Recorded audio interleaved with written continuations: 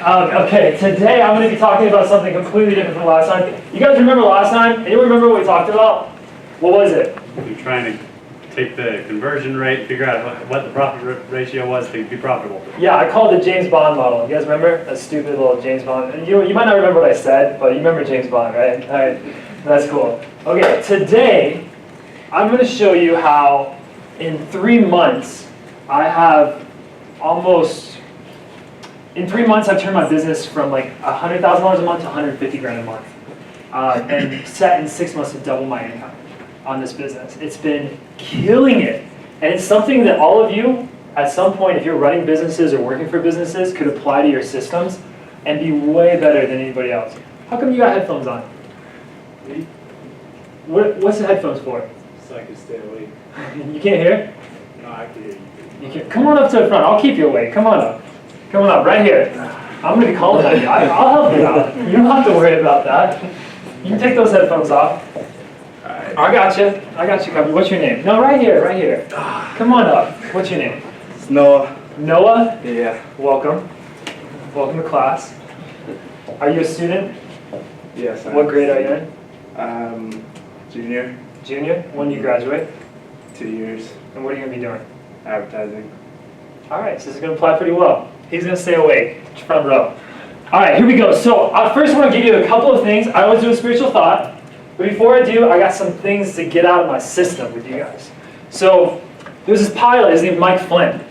And they flew for some of the biggest names in the world. One of them was Warren Buffett.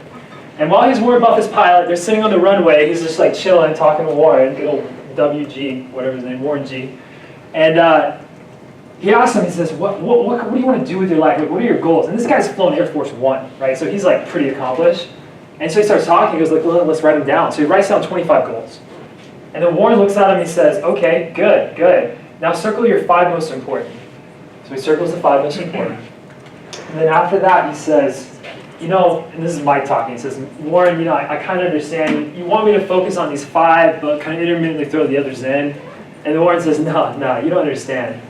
This list of 20 just became your avoid at all costs list. Don't do anything, don't spend money on, don't touch, don't even think about this until you accomplish these 5. Think about how different our lives are if we start to have that mentality. So I adopted in my life what's called a minimalism mentality. I focus on usually 1 goal, maybe 2 goals a year, and that's it. So 1 year I just want to learn Spanish. So that's 6 months, I spent like an hour a day just teaching myself Spanish. And then I moved down to Colombia and I spent 3 months with no friends, just teaching myself Spanish.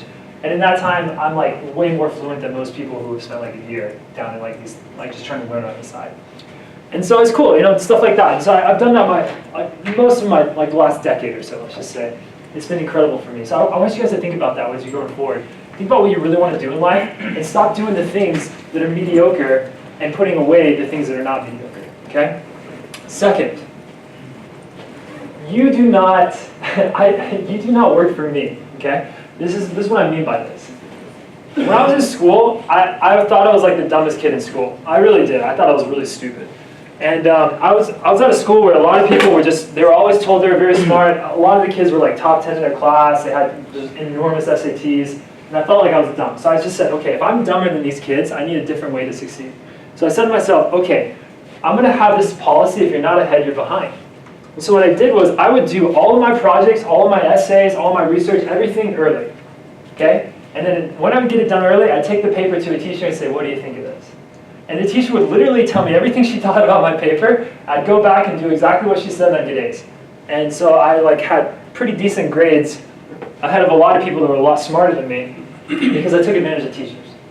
I'm now teaching at BYU and I find that people do not use that resource like nearly enough, okay? And I think people are scared to come to a professor to waste their time, to not like bother them if that's the thing. But don't forget, you're paying for school. I get paid to be here, right? So you don't work for me, right? I work for you. And that's a resource that I think as students you need to be taking more advantage of in general, okay? I would bug the crap out of teachers until they tell me no. If you have a teacher that's like has something for you, they don't have a TA or somebody you can go to the teacher. I'm serious. Like, talk to them. Every paper you have, go up and talk to them about it. I have Marco Polo, and my students know, Lewis, you know, My students know, I get probably 10 to 20 messages a day on Marco Polo from students being like, hey, what should I do with this? And I'm cool. As long as I'm driving, I just answer people. I just answer them. So it's just something to think about. And of course, I got to throw a plug in. My class is Entrepreneurship 490, okay? If you were thinking about starting a business, this would be the best class you could take. Lewis, what's your thoughts on it so far? It's great. Like half the class goes there isn't even enrolled. So Half the class isn't even enrolled in my class. I have people whose fathers come to my class. Like they just like show up. It's kind of cool. It's kind of a cool experience. We have a kid who's made $20,000 already. I have another kid who's quitting his job. Lewis is, I mean, you were on your way before me. I don't want to take credit for that. yeah, but you're helping a lot right now. Yeah. You said 490R, the slide says 390R. I don't know which one it is. I Just think find it's it. 490. It's 490 I R. think it's 490R. Something like that. I think that's right. Okay. Just look for it. Yeah. Are there prereqs for that class? Nope, elective. Come on in. I'm going to be teaching Tuesdays next semester. Okay, and if you can't take the class, then at least just come check it out. You know, it'll be fun. And that's what Lewis does. He just comes in when he can. Okay, other questions? Let's get started. Okay, let's see if I can get this going. Does this have sound? Should, yeah.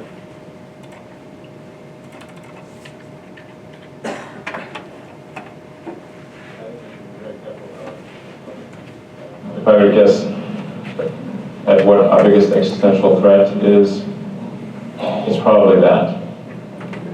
It's talking about artificial intelligence. So I give a spiritual thought every time before I give a lesson. This one's a little different, okay? So somebody asked him, like, what are you guys doing with artificial intelligence? He says, I think it's the biggest existential threat, right? The biggest threat to our existence that's out there. So we need to be very careful with artificial intelligence. I'm increasingly inclined to think that there should be some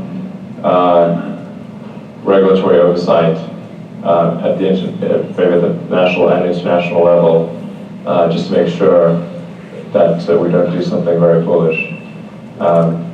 I mean, with artificial intelligence, we are summoning the demon. You know all those stories where there's the guy with the pentagram and the holy water, and he's like, yeah, you sure you can control the demon? Didn't work out.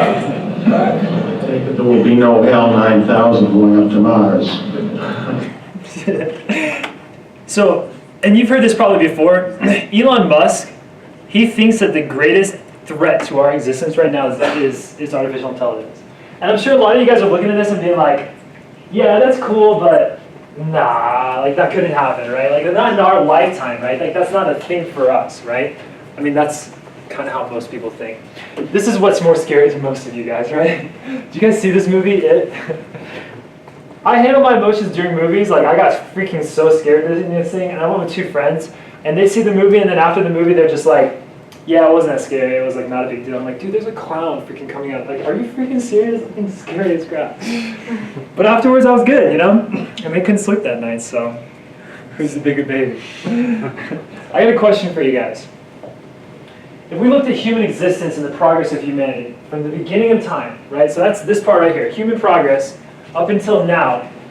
How many of you would think that the timeline looks like this? Where like you're standing here, and this is like 2019, and then pretty soon, you know, there's some kind of shift that's so radically different that our world, we won't even understand what it looks like.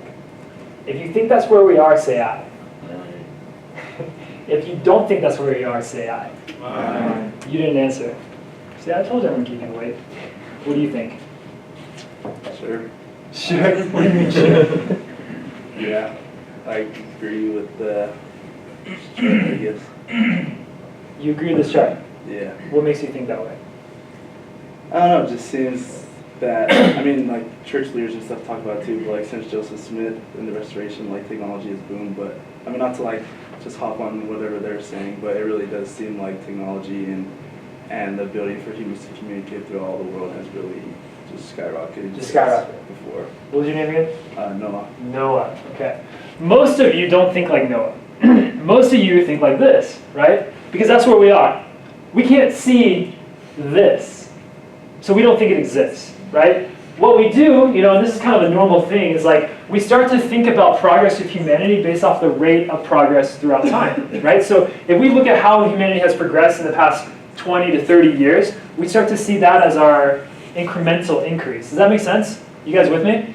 right? A better way to look at it would be, hey, instead of looking at the past and seeing the linear trajectory, a more intelligent way would be to say, okay, what is the rate of progress right now, today?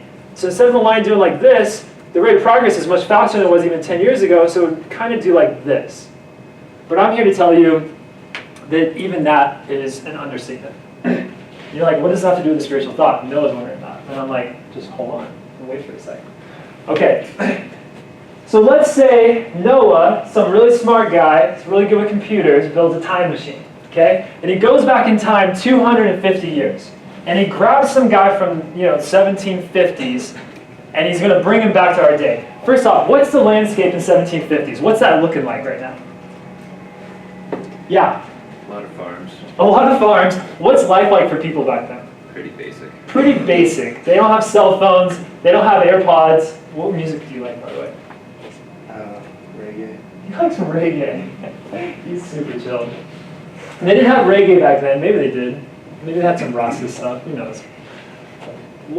But basically, their life was like pretty basic, right? Like that was nothing. Okay. And then we take him, we put him into a time machine, we bring him to the day. What would that be like for him?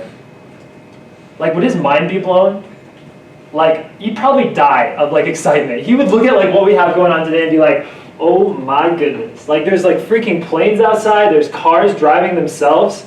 There's like a movie of something from 50 years ago. Like, how is that possible? That's crazy, right? And so they would have this completely different thing. I'm going to call this DPUs. This is going to stand for die progress units. It's the amount of time it would take for somebody to go back in time till today and die of excitement. They would literally be that shocked, okay?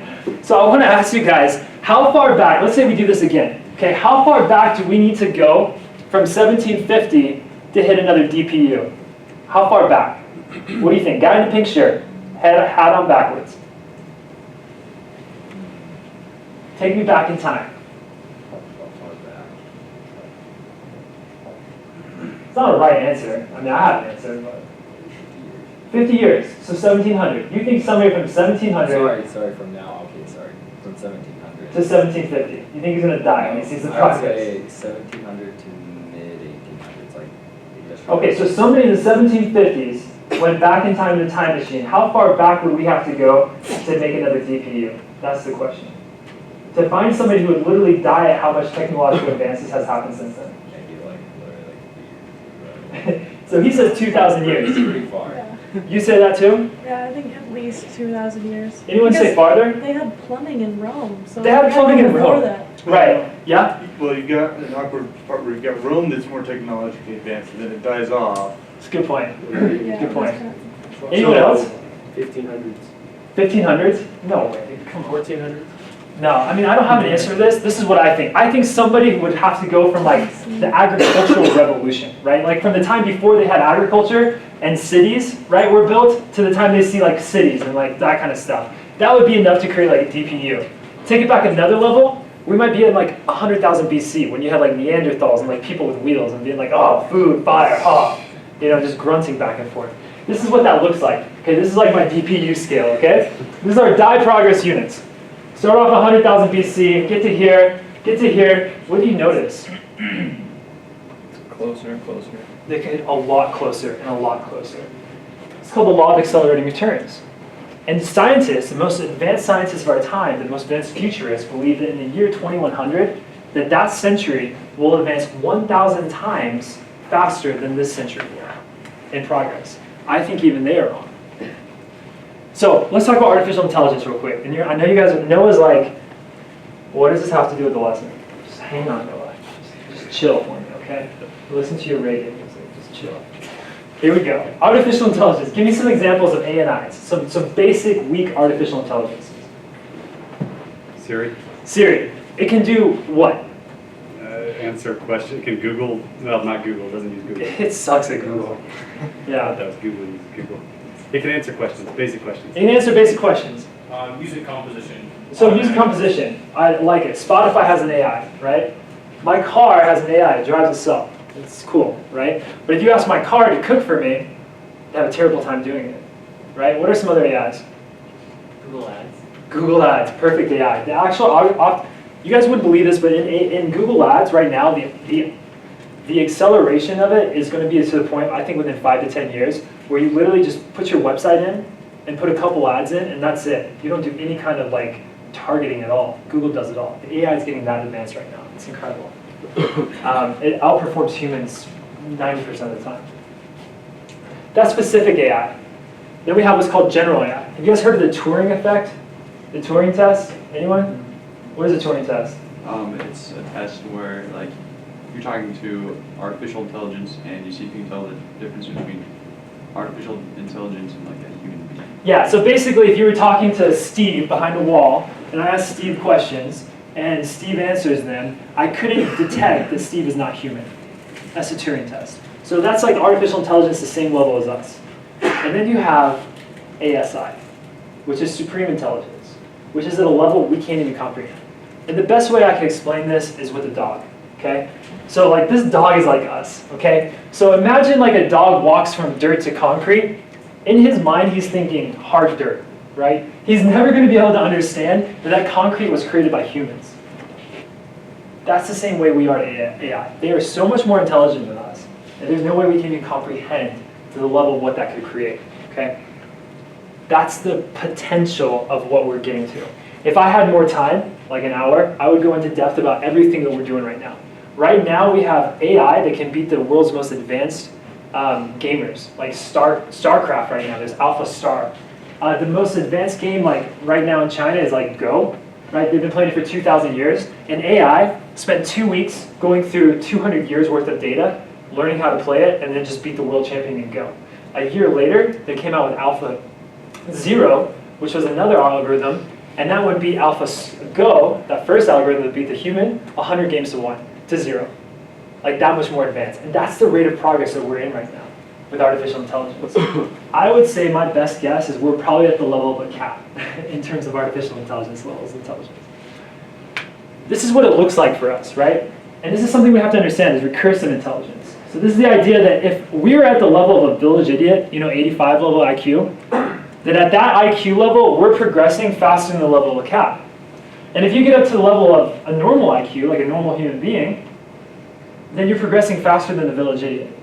And then when we can keep on progressing until we get to the point of Einstein, now we're progressing that much faster because our capacity is at the level of Einstein. Now they're even smarter than a human, right?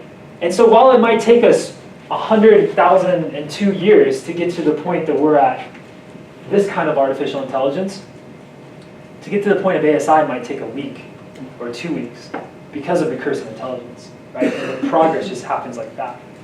So as soon as we make this AI, one, we have no idea what's going to happen. Two, the progress is like incredible. We have a word for an Einstein level IQ. We don't have a word for an IQ of 12,957, right? It just doesn't exist. We don't know what that is. And so coming back to my point, and let's just sum it all up here. If in our lifetime this is possible, and the biggest scientists of today, think that this guy Ray Kurzweil, he's like the guy of Singularity University. Have you heard of that? Singularity University. He's like probably the most prodigious futurist of our time period. He believes that by 2029, we will have AGI. From a conference of like 100 of these futurists, the average year for having AGI is 2040. Guys, that's like in 20 years. So think about this. If in our lifetime we are going to create an intelligence so much more advanced that we can't even comprehend, essentially, in all deference, we've created a version of God in our lifetime. That could have control of atoms, that could control the universe, that could have so much power, infinite wisdom, infinite intelligence. And I look at that and I say this. Let's play this game of let's say you're agnostic. Let's say you don't believe in anything, and you just want to see hard evidence. There is so much evidence for me that God exists. In a universe like this, with millions and millions, beyond billions of stars, the idea that there's not another life out there seems highly improbable. If there's not another life out there, right? If there is another life out there, then there's not just one, there's going to be many, right? Because if one exists, there has to be many. And if there's many other lives out there, then the idea that we are not the most progressed in the universe seems also highly probable.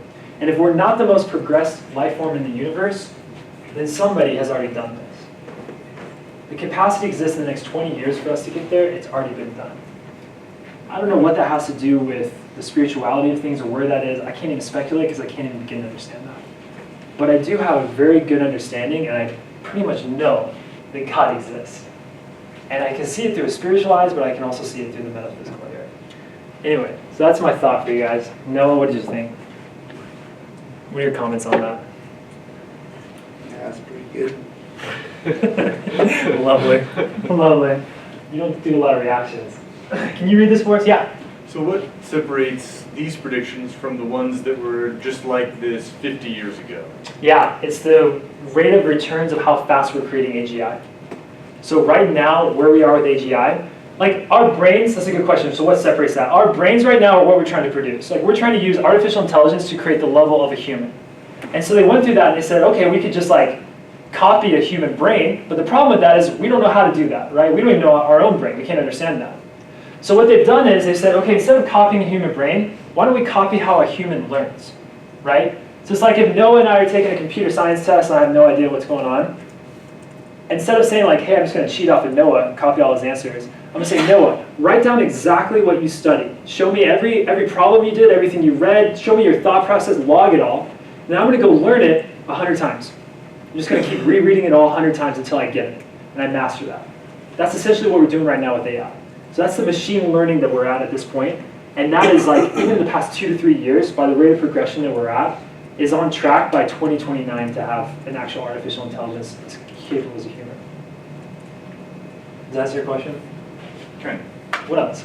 Well, just because everyone was saying that about that same rate of acceleration back in the 70s, and then it died out for 20 years. We didn't have artificial intelligence back then, not to this level. Well, it's the same argument that we're growing and we're getting there so quickly that we'll be there.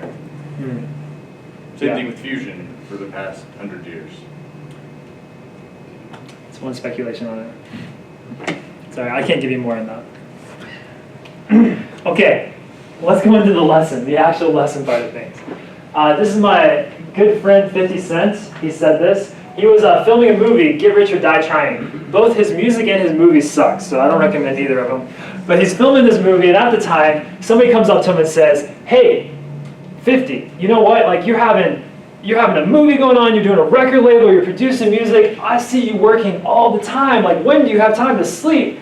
And he just looks up, he's chilling on the couch, and he says, man, sleep is for those people who is broke. And right now he's bankrupt, so he's probably sleeping a lot. But that doesn't change the fact that this is a great quote. Because that's what we're going to talk about today, is how do you turn a business. You could literally take what you learned in this class right now and build a business off of it. So if you pay attention and you get this down, this is enough to apply to like many, many businesses. Okay? This worked for my business. So this is us in November, $97,346 in revenue. It's November of 2018. This is last month, March 31st. We're at $144,620 in Brazilian waxing revenue, right, for that month. Our rate of growth has been astronomical since I introduced this. And I'm gonna go through the process and kind of show you how it all happened and like how to actually do it yourselves. Sound good? Cool. So first off, we gotta talk about what's called a freemium model. I wanna ask you guys, what do you think the benefits are of a freemium model over a discount model? Okay, so before you answer that, a freemium model works like this. You give something away for free, and then you upsell. Okay, a discount model, you give the value of it, and then you discount it for a sale. Okay, so what do you think is better about a freemium model? Well, with a freemium model, you build a huge network that can create a lot of value just by having people who are in your system. In your system, yeah, you have a network already. That's good. What else? Yes. Create a relationship with the customer that is like, hey, they're doing me a favor, they're kind of throwing me a bone. Yeah. I'll throw them a bone too. It's good karma. Why not? Exactly. Great idea. Yes. It gets more people in the door. Why? Because it's free. Who doesn't love free stuff? Whereas if it's a discount, it's still a gamble. There's still something they can lose. Yeah. It lowers the risk for the customer, which increases your acquisition sales. Does that make sense? You with me, Noah? You got it? What's the last free thing you got?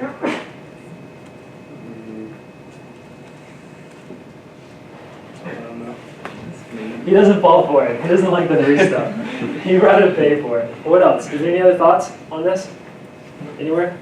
Okay, yeah. So depending on the product, sometimes it gives the customer a chance to like see the benefit of it, where before they'd have to make the decision before they. Yeah, exactly. It's lowering the risk because they can see the benefit beforehand. So this is how this works, and this is how it can work for any of you guys, okay? You give something away for free, but the value level needs to stay at 2 out of 10, okay? That's super important. Then you book them into the appointment, you set up whatever it is, you set up the system, and then once you've set that up, then you upgrade the value with a paid thing to a 10. So now that they've already have a relationship that you established with them, you come back and you say, okay, let's give you a 10 value with just a little bit more, okay? And it works brilliantly.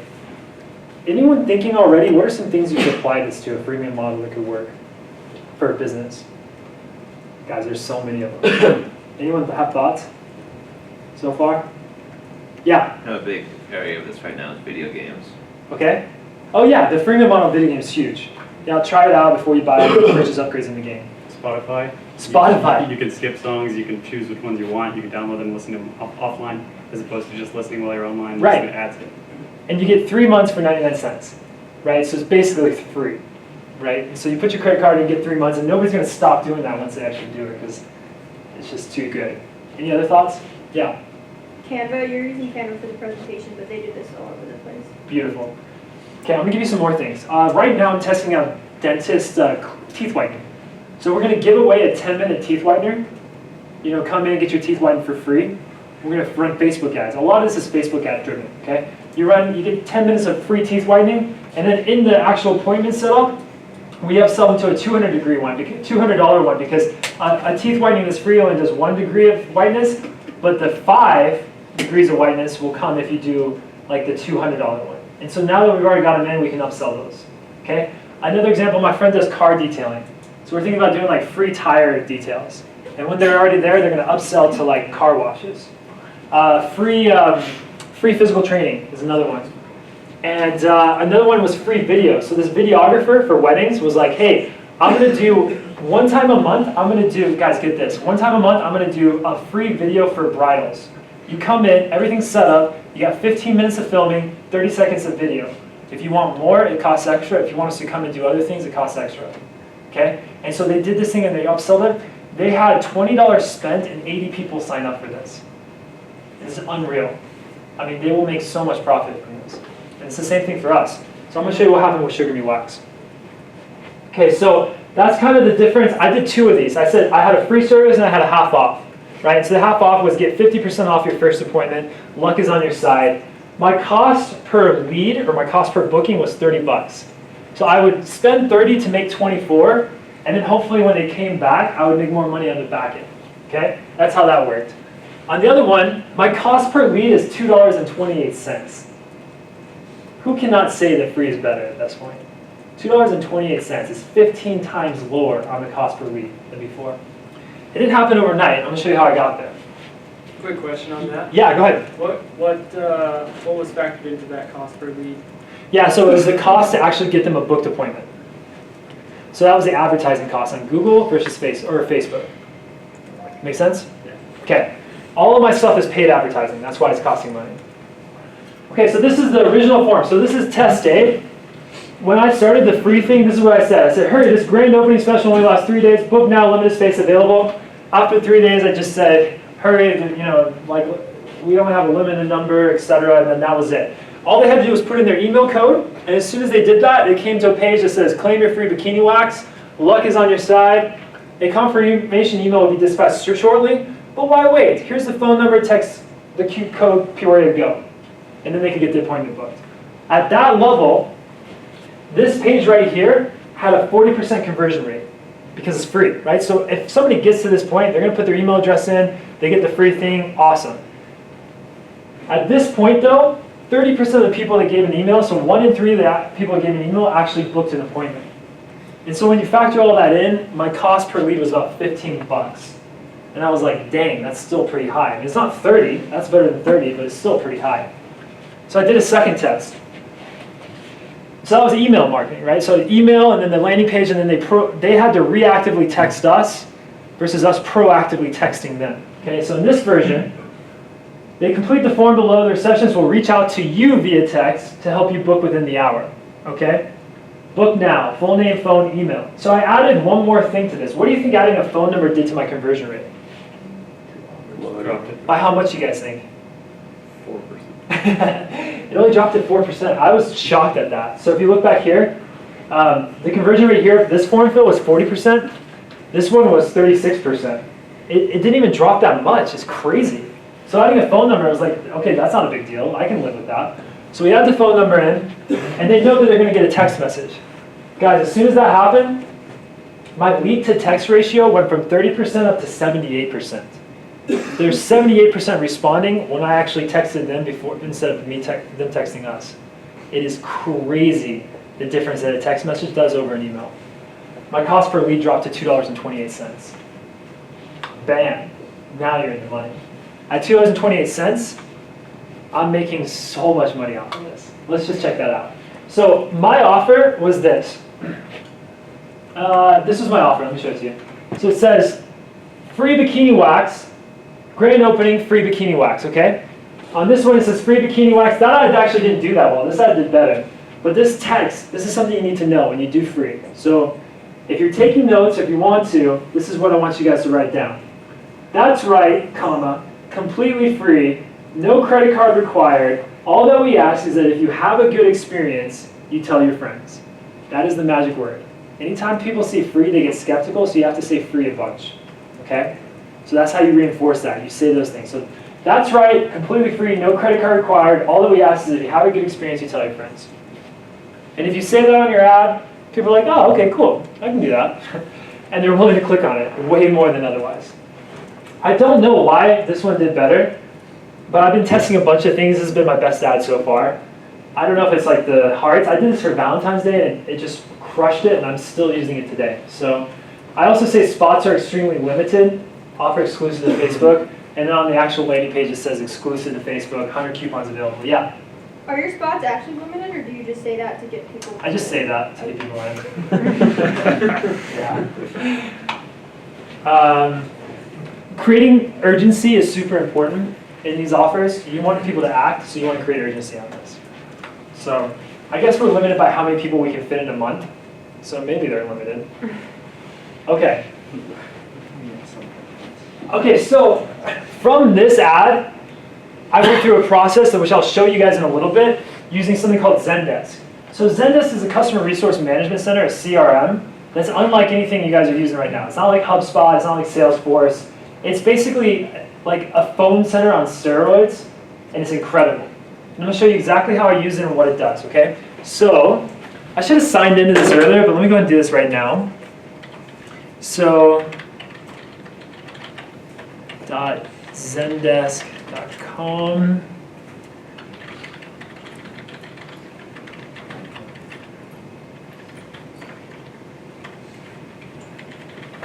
Okay.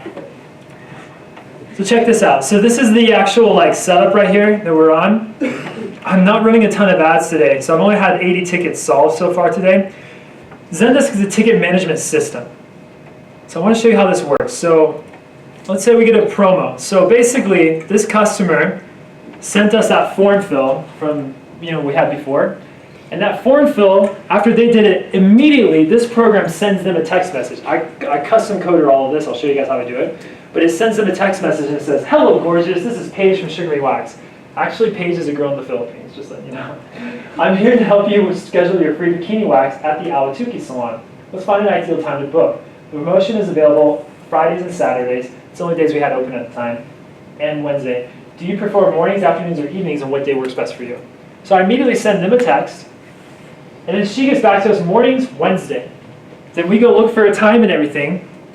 I'm going to show you guys this, but I run what's called a macro. And it says, thank you. And I type in, Alexa, we have availability on Wednesday at 2 p.m. and 4 p.m.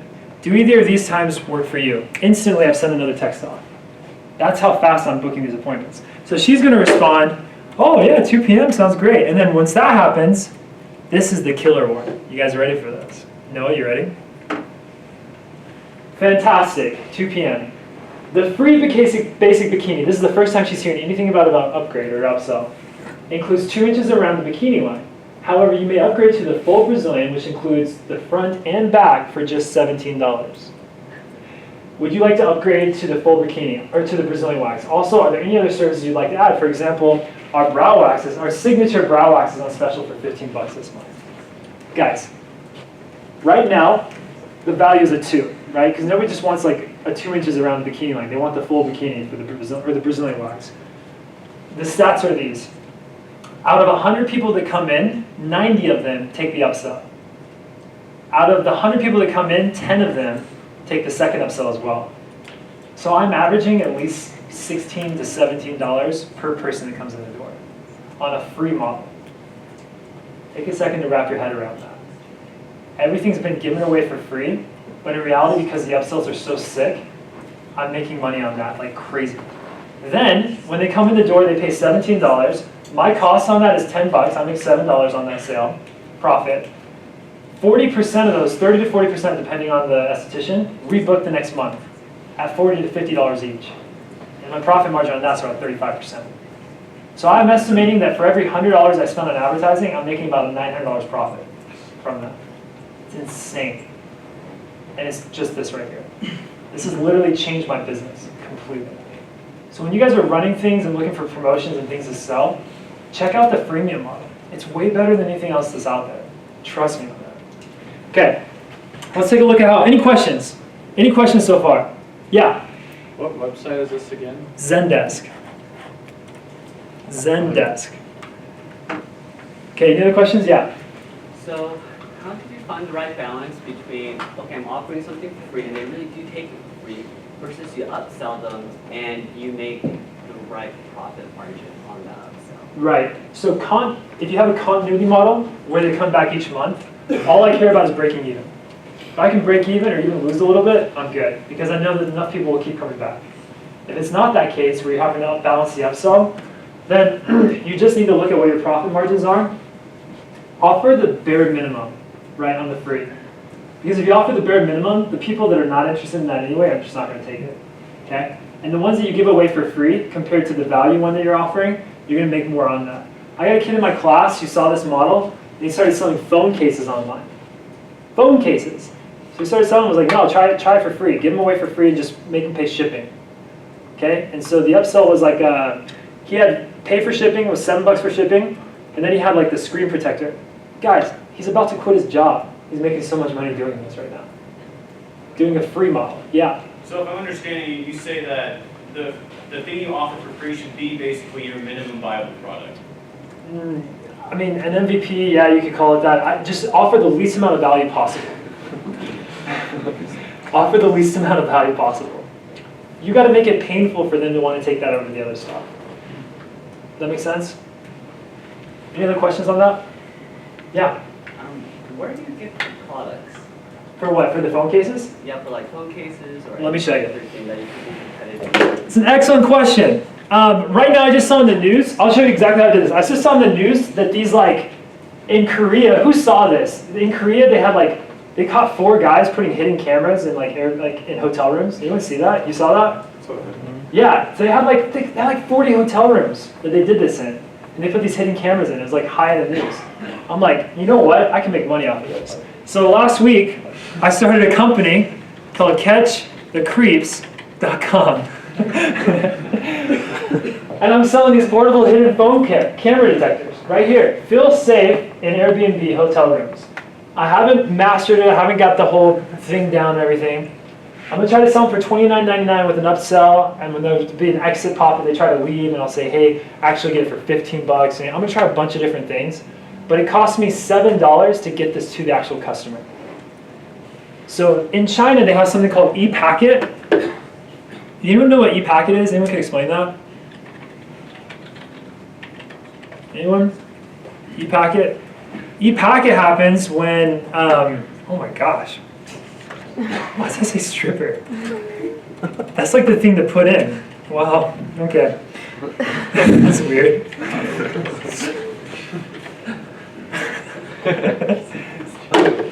Let's do hidden camera detector. That's weird.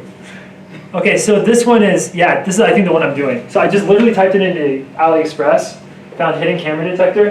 This is what my buddy did that did the free phone cases.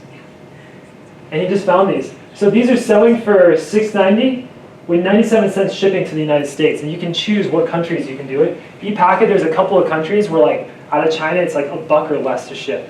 Like some places like free. It's just China trying to like get more products from China being shipped around the world. And so they sell it like dirt cheap. It's incredible. You can start businesses doing this and selling things for free and upselling them on shipping. I don't know him personally, but my friend knows them. He sold these bikinis, or like swimsuits or one pieces, and they were red. They're just red with a cross on them. And he gave them away for free, and it was like just like raise awareness or whatever. And it was like $9.99 shipping. He made like $500,000 doing this on Facebook. Guys, it doesn't take a lot to test. You could test something like this for less than $50. You guys have $50 in your account. You could start doing this tomorrow. And if you don't know how to do this on Facebook, you got to take my class. So that's the key. I offer this much for free, but the rest comes with taking my class. As soon as they type this in, she's like, okay, I'll upgrade because 90% of people do. Then I give the last promo text. Perfect, I just booked your appointment. Your esthetician's name is Rebecca. Here's your first timers. Complete the consent form. If you cancel, blah, blah, blah. Thank you and have a great day. Look, the girl from the Philippines, she just wrote her back and she said like Wednesday at 10 a.m. So would that work for you? Okay. All right, so let's go on. So in order to make this work, there's 3 softwares that you're going to need. One is a lead generation software, okay? So that could be ClickFunnels, Lead Gen, that could be Instapage, that could be Shopify, Squarespace. You name it. Anywhere that you can generate leads, that's what you need, okay?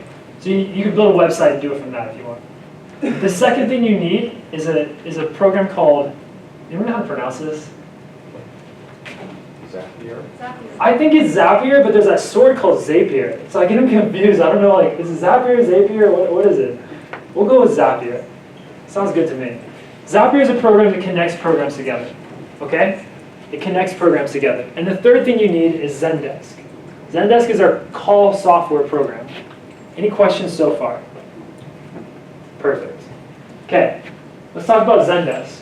So Zendesk is a customer service platform. If you're going to get a phone line for your business, phone lines usually cost about $50 an agent, okay? A regular phone line you can get for like $20 to $30 a month, but this is going to be $20 more. But it's so robust that it's like 100% worth it. Zendesk is an omni-hub ticketing software. So what I mean by that is that any kind of place that people can text or contact you goes into one system and becomes tickets. So if somebody emails me in, it becomes a ticket. If they chat with me on Facebook, it becomes a ticket. A text becomes a ticket. An article, a social event, a phone call, voicemail, everything becomes tickets. So if you look at them, when we're in here, it's an omni-hub because literally everything is in the same spot. Everything is here. So these are texts and this one's an inbound phone. Okay? So that's what makes this unique is that you can handle everything without having to go back and forth to different places. What's unique about that as well is the interactions that you can now have with customers. So let's talk about that. When a user is created within Zendesk, there's 4 properties you need to know about. You can create their name, so you can put like Brigham Dallas. I don't know why I put contact in there. I think it's supposed to say email. You put their email address in there. You put their priority. Oh, contact because it's email and phone number, right? You have their phone number as well. And then you have their and you have priority. So you can say like high, low, medium, or urgent. And like if things go to like urgent, like let's say somebody's like burning their skin from wax or something, and they text in, they're like, I'm burning my skin right now. What do I do? I can create a ping that sends the message directly to a manager to handle that immediately. I can create a section just for managers to handle those kind of replies. It's incredible, okay? So that's that, and then under notes, you can put notes about them, like what salon they went to, what was their last appointment, where are they going on vacation. You can do that, so when they call in next time, or when they email in, or when they text in, or whatever it is, we have all this information already on the customer. So this is what that looks like. Right here, I have her phone number. I have every interaction we've had with her. I don't know, this one doesn't have more information. This one will. So Kristen Cowell, Kristen, this is the salon she goes to. All that information is right there. And then we can look at every interaction we've ever had with this client to learn about them. And if I wanted to, I could put notes in there. It's 3:50 already. Wow. We're gonna go till 4. You guys cool with that? Yeah, we're gonna go till 4. Crazy. If you have to leave, I understand. Wow, sorry guys. Jeez. Let me talk about some of the bigger things. So everything's created tickets, and the tickets handle in the system. So tickets go new, open, pending, solved, okay? And the way that works is when a new ticket comes in, it becomes new. You respond to that person, you're waiting for a response, it goes pending.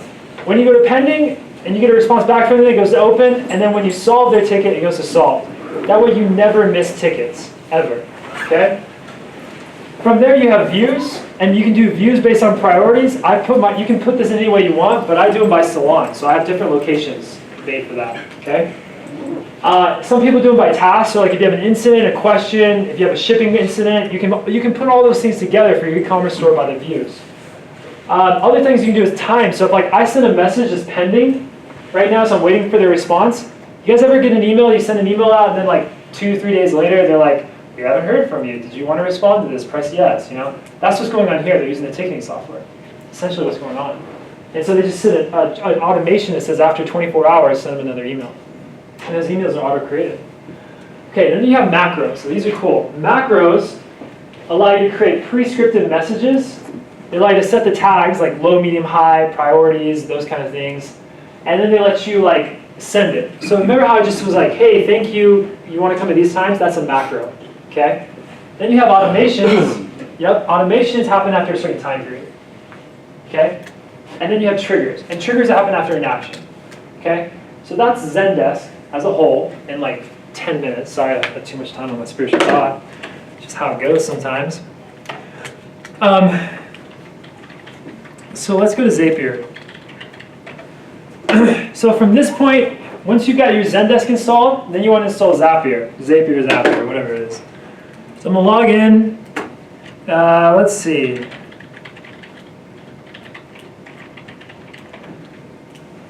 Does anyone have an e-commerce store? Not yet, huh? Not yet. About to have one. Okay, so from here, you do zaps. Okay? This is what these look like. So let's take a look at one of these zaps. I'm going to take a look at Arcadia. And it's basically like super easy programming. Like it's all done for you. You just kind of tell it what to do. So if I go to form submission, I choose like what zap I want. And then it finds the form for you. And then you find the form and then test the stuff and you get a lead. And you can see what's actually in the lead. So you can see all this information right here. One thing that's very important though, is that when you get a lead in from like other, like let's say Shopify or whatever you have, a lot of the times, this is super important by the way, so pay attention here. The phone number is not formatted right for Zendesk. So we use what's called a formatter action. It just adds the 1 before it. It has to have a 1 for Zendesk. So there's a zap for that. Then the third thing I do is I create a user, and then I create a ticket. And in the ticket I put a tag. And the tag says promo location. Okay? And then when I have that tag, do I use an automation or a trigger to fire a response back to the customer? What do you guys think? Automation trigger. Who thinks automation? I? Who thinks trigger? It's trigger, right? Because it's not based on time. It's just a tag. So there's a tag set up in the user. The user gets a trigger that basically says, okay, send the text to the customer. And that's what starts the process. And you can do this, guys, with anything. You can do this with abandoned carts in Shopify. Like you get somebody who didn't buy it, you want to send them a promo code. In Zendesk, you set it up so, hey, here's a promo code. Use this promo code and then try buying from us now. And here's the link back to the site to buy. You can literally send them a link to have a better offer. And you can do that all through Zendesk. Because we're out of time, any questions you have on this? What do you guys think of? Have you guys had any other thoughts about the free businesses that you might be able to use this with? Yeah, Louis. What I was thinking about the other day when I asked you about like stickers was I was thinking like if you had a website with like free stickers for like college students, then you could upsell them into like those water bottles that everyone buys. Oh yeah, because you always put a sticker onto a water bottle. Yeah. But those ones are like, I mean like people drop like $30-40 for a freaking water bottle. So. It's crazy. I spend 20 a bottle usually. I lose them all the time. It sucks. Yeah. Any other thoughts? Anything else you guys can do for free? Any other questions on this and how to do it? Guys, if you need to ask me questions or you want to hit me up, my phone number is going to be I'll just like write this right here. I'll just leave this up during the next part so you guys have it. Okay, let's see. I think you have it on one of the earlier slides. Yeah, I think so. It was on an earlier slide. Here it is. Perfect.